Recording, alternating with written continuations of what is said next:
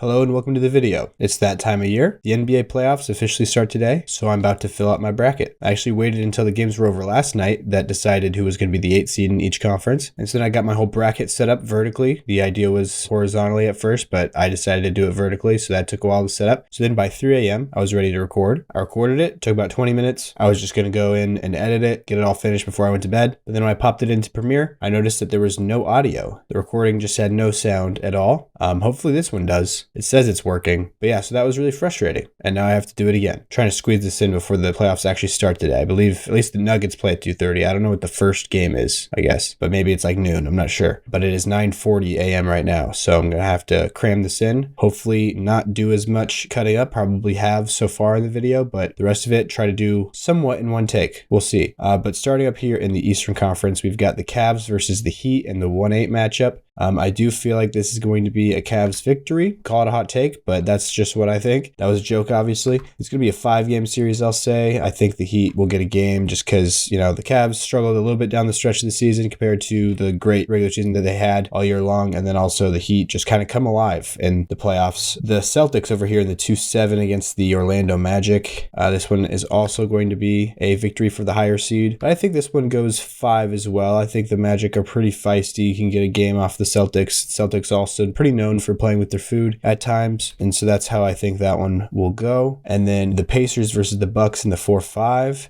This is a rivalry, honestly, that's been brewing the past couple years with the play-in. And they played in the playoffs last year as well in the first round. I believe Dame is still out. I haven't heard super recently about his status, but from what I heard last, it sounded like it was going to be at least a week, but potentially to 6 weeks. It was a pretty wide range for a timetable on him. And I believe when I heard this, it was only a few days ago, like 4 or 5 at max. So I believe he's still going to be at least for the beginning of this series. But I say this series goes 7 games just because of, the greatness of Giannis, and then also just the potential for Damian Lillard to come and play basketball in this series. They definitely could win this series too. This is going to be one of the more back and forth or one of the harder ones to predict for me for sure. But then that brings us to the 3-6 matchup between the New York Knicks and the Detroit Pistons. The New York Knicks is who I'm going to take in this one, even though the Pistons have really played super well, honestly, against the Knicks so far this season, or throughout the entire regular season. But I think in a playoff setting, I think that they just have too many people to deal with Cade, with OG Anunoby, Josh Hart being the main two, but then even Mikal Bridges being switched on to him, and if he remembers how to be like a lockdown defender like he was in Phoenix, and I think he has been in spots this year for New York, then that's definitely going to help out there as well. I will say this series goes 6 though. I lean probably closer to 7 than 6 to be honest. I think the Pistons are definitely very feisty, and I think that they have just had a really fun season this year. It'll be sad to see it come to a close, but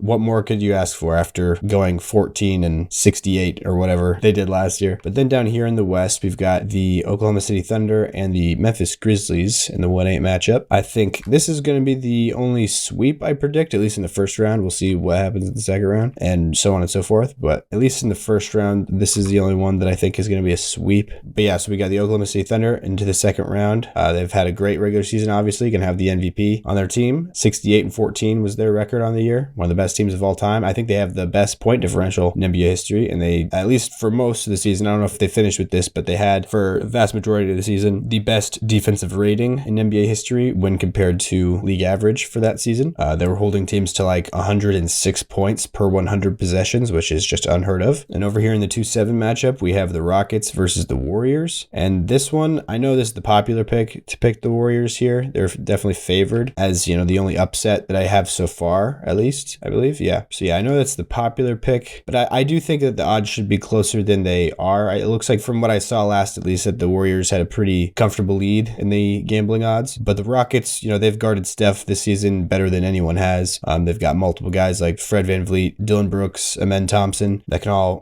make life hard on Steph. That's for sure. But, the Warriors also having the factor of playoff Jimmy down there in Golden State this season, I think will come into play for sure. The Rockets it's hard for me to lean their direction, although I definitely could see them winning the series, that's for sure. It's hard for me to lean that way just because of their lack of direction in the clutch. And I think that, what's been their main ingredient or their main advantage all season long has been their effort and intensity on defense. And I think in the playoffs, that becomes a lot less of an advantage because everybody ratchets it up on that end. The older teams will just kind of wake up and match that intensity. So that's kind of why I'm thinking I'm going to lean the experience of the Golden State Warriors. And then over here in the 4-5, we've got the Denver Nuggets versus the LA Clippers. This is another one that I think is going to go 7 games. It's going to be a really, really tight series, in my opinion. Maybe even the tightest in the first round, the hardest to predict. I think the Clippers are actually favored slightly. Originally, Denver was favored, and then the Clippers, I'm not sure what happened. I think it was just kind of people discussing and whatnot. The odds flipped slightly to give the nod to the LA Clippers, who have been the best team in the NBA in the final stretch of the season. You know, now that they have Kawhi back full time, Ivica Zubac has been a menace down there in the paint on both ends. James Harden's still orchestrating the pick and roll. Norm Powell kind of, sliding into more of a tertiary scorer role. Denver's definitely going to have their hands full, but also the Nuggets, after firing Mike Malone and their GM and Calvin Booth, they've looked rejuvenated. Jokic, I think, had a quote of maybe they've woken the beast, and so we'll see if that continues as well. In recent history, the Nuggets have really kind of handled the Clippers pretty easily ever since the 3-1 comeback in the bubble in 2020. But this season and somewhat last season, it's been a little bit less of just a one-sided affair. And I think that Ivica Zubac has definitely molded and evolved into the best Jokic defender alive on the planet right now. And that's definitely going to come into play a lot. He's the one guy that when the last few times I've seen Jokic match up with him, he's just making it really hard on him when he's trying to just back him down, score one-on-one in the post. He's just a big body, uses his size well, uses his length well, has gotten a lot better at defending without fouling. But there's also, I don't think, a lot of depth there in LA for people to put on Jokic. My guess is Ty Lue will match up Zubac's minutes with Nikola Jokic, but I do think this one is going to go 7 for sure, whoever wins it. And then we've got Lakers Wolves in the 3-6. I do think Luka Doncic in his playoff debut with the Los Angeles Lakers is going to be a pretty fun time. And LeBron still there, turning it on, age 40, but entering the playoffs now, gonna hit a different gear for sure. Austin Reeves, the other guys, they don't have like a lot of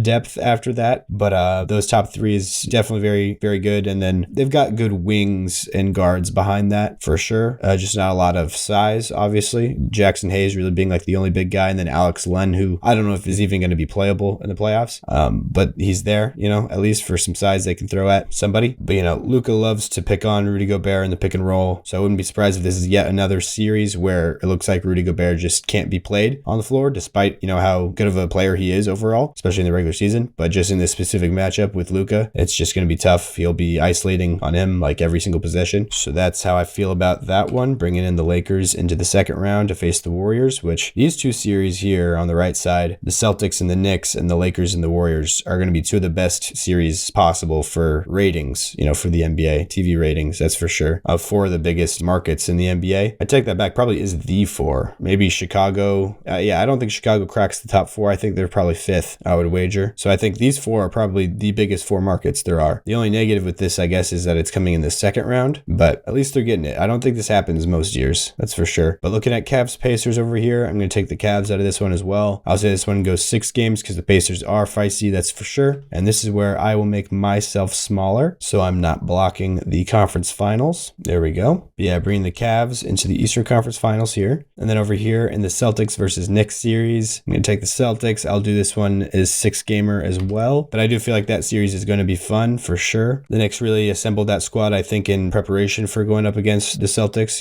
getting more wings with Mikal Bridges joining OG Anunoby. But still, I don't see it being quite enough to overcome. I feel like if the Celtics lose at some point in the East, I feel like it's either going to be in that series or against the Cavs. That's for sure. I don't know which one is more likely, to be honest, because, usually you don't see a team go back to back or even make it all that far into the playoffs after, they're defending the title. We usually see them run out of gas in the second round or so. But the Celtics have been making deep playoff runs year after year after year for all of those players' entire careers so far, basically. So maybe these are different circumstances. Who knows? And then over here in the West, we've got the Thunder versus the Nuggets. And for anybody who's watched my channel or TikTok account or whatever you're watching this on, if you've ever watched me before, probably know that I'm a very big Denver Nuggets fan. But even I have to admit, Thunder are clearly the better team this season. Not to say that I don't think the Nuggets can pull this off. Definitely think they can, especially if Jokic is on one, which I'm sure he's going to be. That's probably a given. But I guess assuming he doesn't completely run out of gas, as he's carried much more of a load than he's even had to so far in his career, which is really saying something. And then if, Jamal Murray and Michael Porter Jr., Aaron Gordon, the whole cast of characters, if they all show up and play their roles well, and everything is clicking, then I don't think that there's anybody that can really be sure that they're going to beat, the Nuggets. I think the Nuggets can beat anybody, I guess is the better way to say that. But my most rational pick here is going to be the Thunder in 6 games, I'll say. And then over here in the 3-7, we've got the Lakers and the Warriors. This is probably going to be even more than the Celtics and Knicks, the most viewed or the most successful series ratings wise, just because these two brands I think are even bigger on a global stage than the Celtics and the Knicks are. But I do think the Lakers are going to pull this one off, and I'll say this one goes 6 as well. I feel like I've been picking 6 a lot, but that is, I think, just the most like common probably series result. I'm not sure, I guess, what is the most common series length. It's got to be either 5 or 6, that's for sure, but I'm not sure which one out of the two. But I forgot to bring in the Thunder to the Western Conference Finals, so I'll do that now. But then up here in the East Finals, this is where I'm going to take the Celtics again. I think I already kind of spoiled that because I was just talking about if they're going to lose a series, is going to be one of those two. But yeah, I think I'm going to make this one go 6 as well, although this is one that I really feel like could go 7. I just think I'm going to choose 7 down here in the West, spoiler alert, and then probably choose 7 in the finals as well. And 7-game series are just really not all that common. So I'm going to go 6 on this one, although definitely lean 7 more than 5. Then I'll bring the Celtics in here to represent the East in the finals. I don't think I've mentioned so far in this video, but I am sick if you can't tell, which is another,